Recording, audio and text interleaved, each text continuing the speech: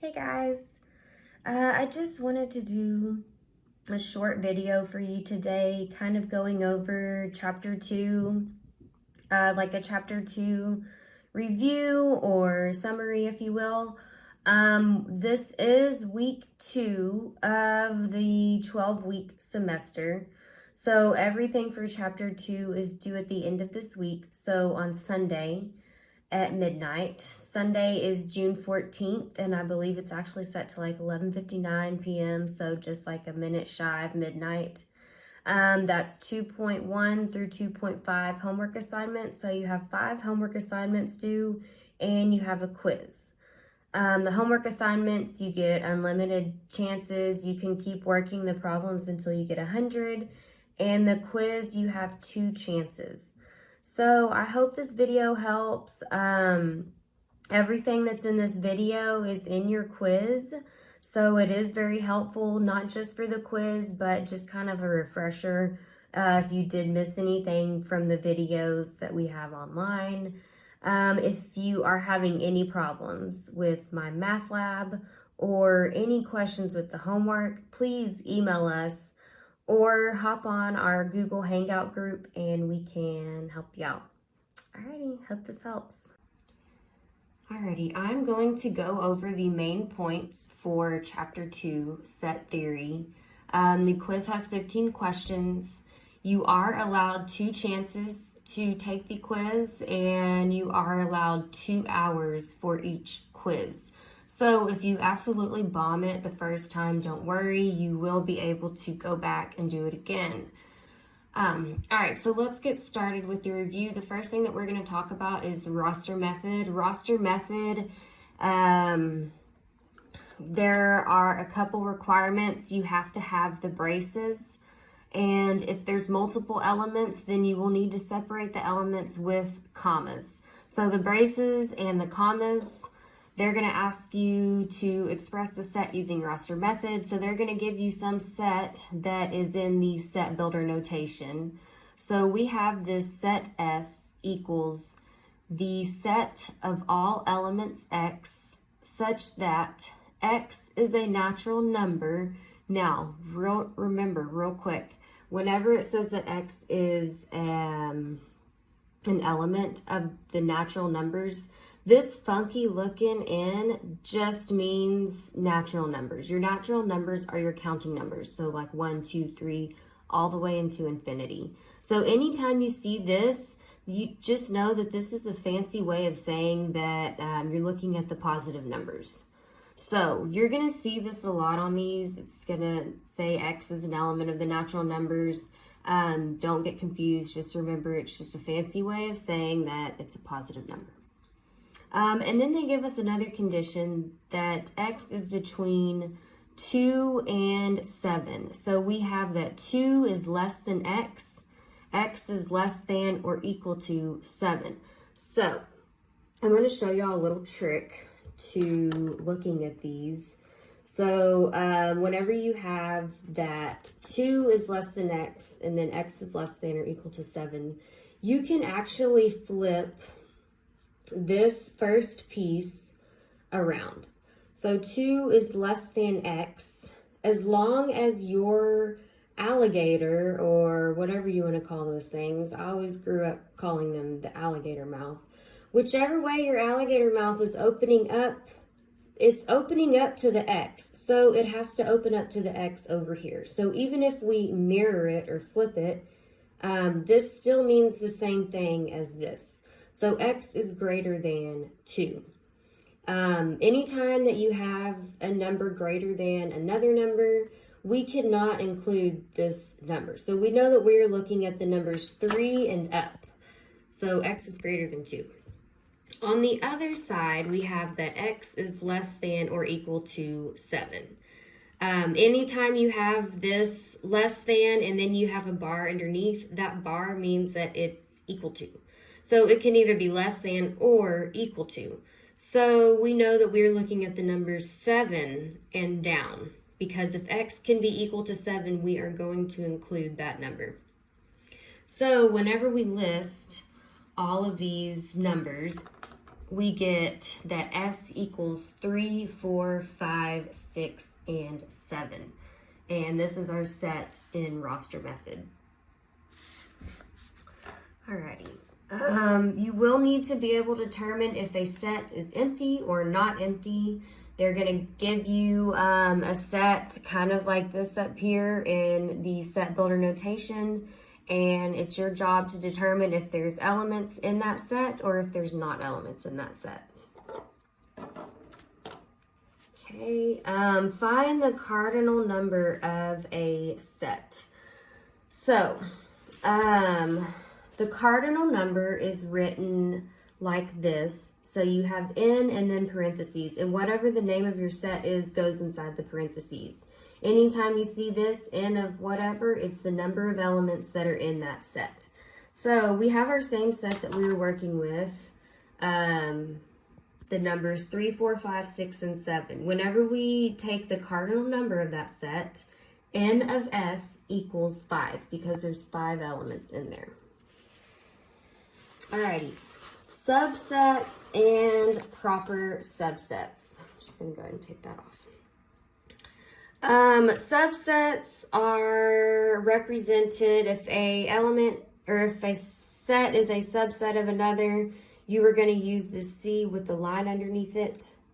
The proper subsets is just the C, no line. So subsets, if every element of a every element that is in a subset is in the larger set. So if every element is in a set that is in the larger set, then it's a subset. So the proper subsets cannot have every element. Let's just go ahead and look at this example. We have that S equals the numbers 1, 2, and 3, the set of numbers 1, 2, and 3. Whenever we list out all of our subsets, remember the empty set is always a subset. So just go ahead and start with that. And we list them all piece by piece. So the numbers 1 and 2, the numbers 1 and 3, 2 and 3, and then the numbers by themselves, 1, 2, 3, and then the original set, S, the numbers 1, 2, and 3 is a subset.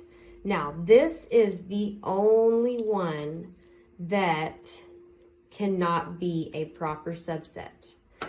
The proper subsets are all of these except for the original set.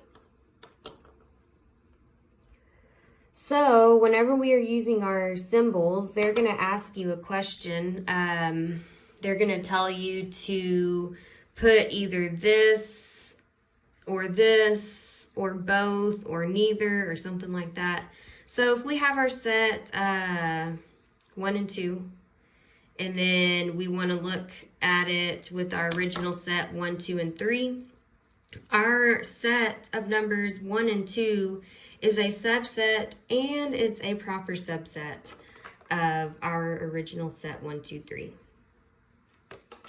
Calculating the number of subsets and proper subsets.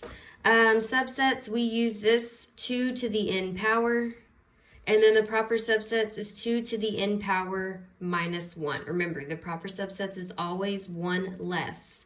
And our n is the number of elements in that set. All right, continuing on with our review. Okay, complement. A complement of a set. The complement is represented with this tick mark.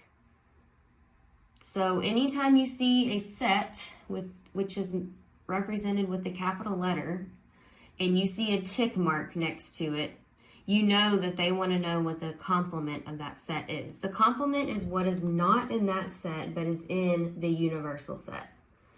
So if we have that our universal set equals the numbers 1, 2, 3, 4, and 5, and then we have that A is the numbers 1 and 2, then the complement of A, so what is not in our set A, but that is in our universal set, is 3, 4, and 5. And they're going to tell you to list it in roster method. Alrighty, intersection and union. Okay, so intersection is always represented with the word and, because the intersection is this piece right in the middle. It is elements that are in both sets. So the common elements that are in both sets, A and B. If it's only in A and not in B, it's not in the intersection. And then our union is represented with the word or. So if an element is in A or B, it is in the union. If it's only in A, it's still part of the union because the union is everything. We're going to list all elements from both sets. And if there's the elements that are in this intersection, we're not going to list these twice. They're going to give you a couple different things. They're going to tell you to find the union of A and B, or like the intersection of A and B. They're going to take it even further where they're going to ask for the complement of that. Remember, whenever you find the complement of this, you have to start in the parentheses. You have to first find the union of A and B, find that set, and then you'll find the complement. So what elements that are not in that set but are in the universal set. And then they're going to give you 3 sets, union and intersection, and then they're going to take it even further into something like this. So I did actually work this out for y'all, and I'm going to go through it real quick.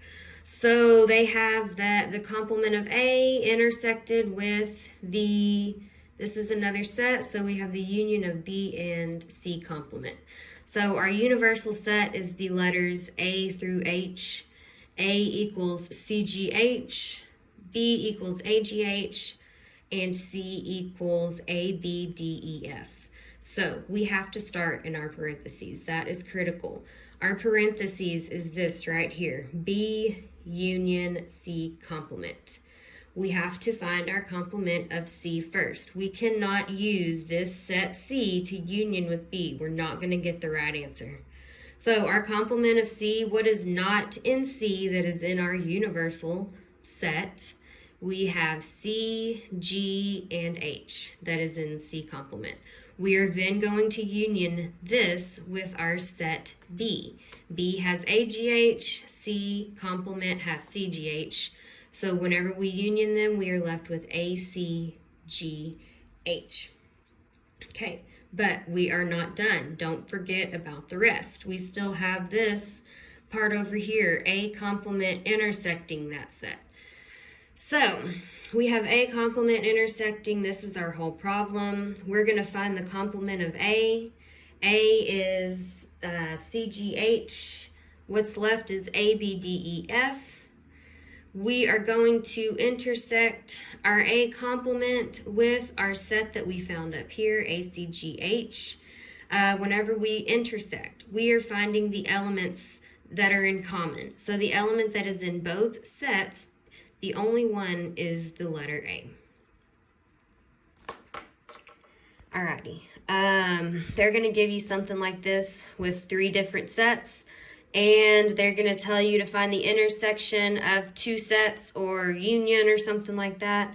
Remember, the intersection is this entire football. It is 2 separate pieces, so don't let that confuse you.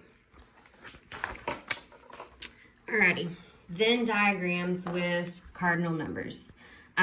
Just real quick, they're going to give you something like this that's labeled with the Roman numerals. And they're going to say in that problem, it's going to say the numbers represent the number of elements of each region. So you know that there's 21 elements here, there's 10 elements here. That doesn't mean that this element is 21. Don't get confused. So if they say A or B, you know that you're looking for the union of A and B. This is important. They are going to say A or B, so you know that you're looking for the union. Alrighty, how many elements is in set A or B but not C? Okay, anytime it says not a set, I want you to just take your hand and cover that set up. Just cover it up, and whatever's left is what you're looking at. So since they said not C, we know we cannot use anything from this set C. I have put an X through it, but it's a lot easier if you use your hand and cover it up. It's a little trick. And then the last one that will be on the quiz is this long one. I did not do an example here. This video is already pretty long. If you want me to do a separate video with this, email me and I will do it. But just know that this one will be on there. They're going to give you 3 different sets. They're going to tell you the cardinal number of each of these pieces. So how many elements is in the entire universe? How many elements is in our sets A, B, C?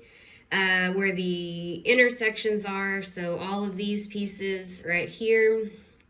And then this piece right here. I will tell you to start here. Do not start anywhere else. All right, that is all for this review.